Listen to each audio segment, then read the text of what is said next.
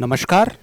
Noida views के लिए मैं प्रोफेसर डॉक्टर दीपक कुमार शर्मा और आज हमारे साथ में जो मुख्य अतिथि हैं वो हैं गौतम बुद्ध नगर जिला पंचायत नवनिर्वाचित अध्यक्ष, भारतीय जनता पार्टी के युवा नेता, भविष्य के यहाँ पे और भी अधिक अपनी प्रतिभा को दिखाने वाले श्री अमित चौधरी जी। आज हम उनकी राजनीतिक और सामाजिक जीवन यात्रा के बारे में जानेंगे। क्या है उनकी विचारधारा जिला गौतम बुद्ध नगर को विकास के पथ पर ले जाने की, किन समस्याओं को लेकर वो समाज के बीच में, जनता के बीच में हैं, इन सभी मुद्दों पर हम उनसे बात करेंगे और जनता से नोएडा व्यूज़ के माध्यम से उन्हें रूबरू कराएंगे। नोएडा व्यूज़ की तरफ से आपका हार्दिक स्वागत अमित चौधरी। बहुत बहुत धन्यवाद। अमित चौधरी जी, आपके राजनीतिक और सामाजिक जीवन में आपने बहुत सारे काम किए हैं, बड़ी लंबी जीवन यात्रा है, लेकिन कहीं ना कहीं आपने पृष्ठभूमि में रहे हैं, आपने अपने को कम दिखाने का प्रयास किया है। तो आपकी राजनीतिक और सामाजिक जीवन यात्रा के बारे में लोग अब जब आप जिला पंचायत अध्यक्ष बन गए हैं तो जानना चाहते हैं, तो हमारे दर्शकों को अपना परिचय दीजिए। मेरा नाम अमित चौधरी है। मेरा गांव जिला गौतम बुद्ध नगर के अंदर ही चिपियाना बुजुर्ग के है। आपने अपनी राजनीतिक जीवन यात्रा कब से शुरू की, किस वर्ष से? देखिए, मैंने कॉलेज टाइम से ही राजनीतिक में रहा हूँ। राजनीतिक समाज में रहने का काम करना, उससे जुड़े रहना मेरा एक प्रयास रहा है हमेशा। और करीब 2000 के आसपास में मैं संगठन में धीरे धीरे काम करने लगा था। 2003 में जाकर मंडल प्रभारी से मैंने अपनी राजनीतिक शुरुआत करी। उसके बाद मैं 2 बार युवा मोर्चा का जिला उपाध्यक्ष रहा। बीच में मैंने 2010 में भी चुनाव भी लड़ा है, उससे पहले भी चुनाव लड़े हैं और समाज में छोटे छोटे कामों में हिस्सा लिया है। जहाँ भी मैं प्रयास कर चुका हूँ, जहाँ भी मुझसे प्रयास हुआ है, सब समाज से जुड़कर हमेशा रहा हूँ। और 2 बार अपनी भारतीय जनता पार्टी में मेन बॉडी का जिला महामंत्री भी रहा हूँ और भी अनेक दायित्व मेरे पास रहे हैं। बड़ी अच्छी बात है, आपने शब्द कहा दायित्वों की। तो राजनीति में ये कहा जाता है कि बहुत से कर्मठ और अच्छे लोग कभी कभार अधिक संख्या में नहीं आ पाते हैं। किस व्यक्ति को देखकर आपको राजनीति में आने की प्रेरणा मिली? किस व्यक्ति को यदि आप कहें तो राजनीतिक गुरु कह सकते हैं अपना? देखिए, मुझे अपनी पार्टी को, मेरी पार्टी ही मेरे गुरु है, क्योंकि जो भारतीय जनता पार्टी ने वो साफ छवि की पार्टी है जो कि अच्छे काम करती है। आज तक जिस पार्टी पे कोई दाग नहीं है, निष्पक्ष काम करती है वो। मेरी प्रेरणा उसी पार्टी के लिए प्रेरित हुई। मेरा मन लगा कि भी ऐसी पार्टी से हमें जुड़ना चाहिए जो हम समाज के लिए आगे जुड़ के सही काम कर सके।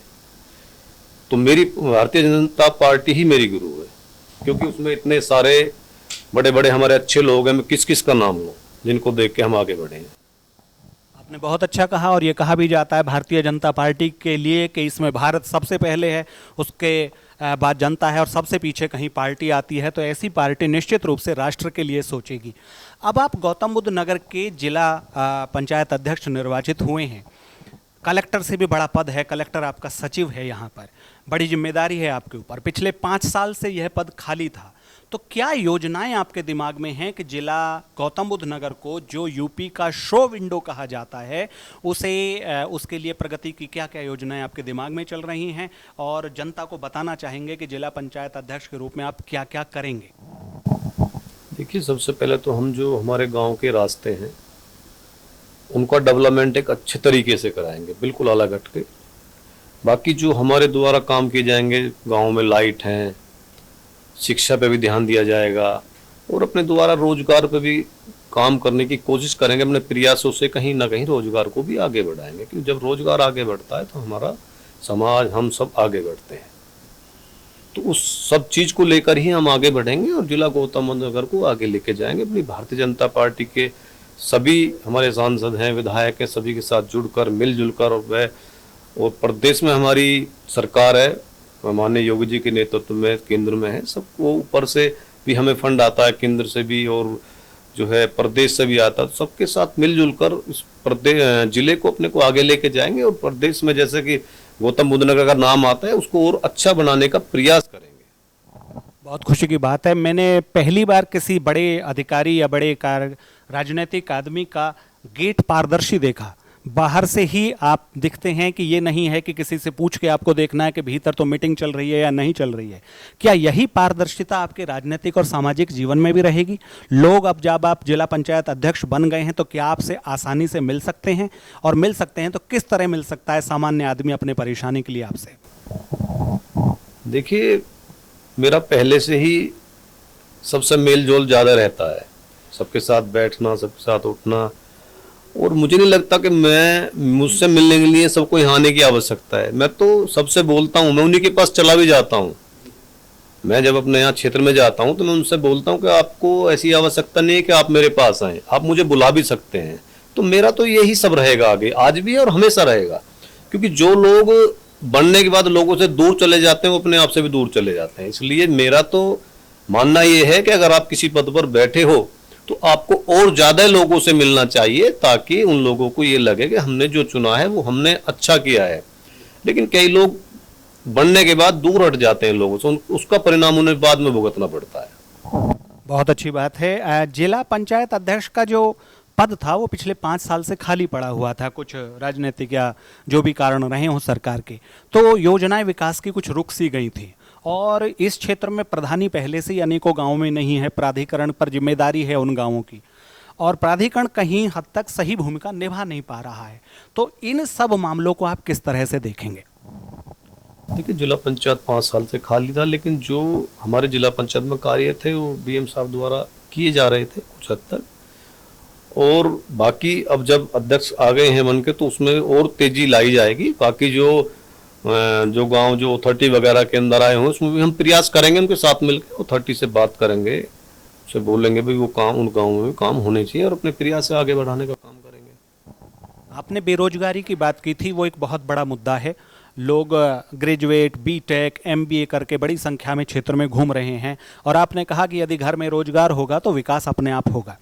तो इस क्षेत्र में 2-2, 3-3 प्राधिकरण इंडस्ट्रीज़ के, नोएडा भी new Okhla industrial development authority, greater Noida भी इंडस्ट्रियल डेवलपमेंट अथॉरिटी, यमुना भी एक्सप्रेसवे इंडस्ट्रियल डेवलपमेंट अथॉरिटी, मतलब इंडस्ट्रियों की यहाँ कमी नहीं है पर रोजगार की कमी है। इस चीज़ को आप कैसे हैंडल करेंगे?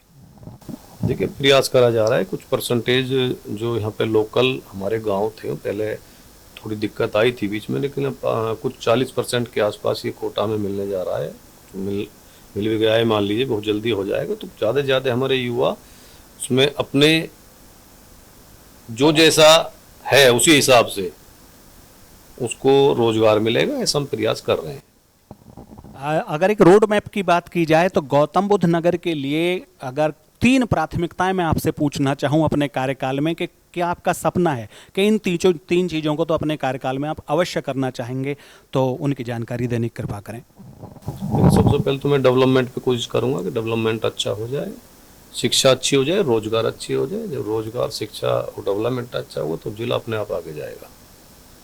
अभी अभी आप धौलाना विधानसभा के प्रभारी बने हैं, वो एक बड़ा दायित्व है। पार्टी आपकी क्षमताओं को पूरी तरह से उपयोग में लेना चाहती है, तो क्या योजना है आपकी वहाँ के लिए?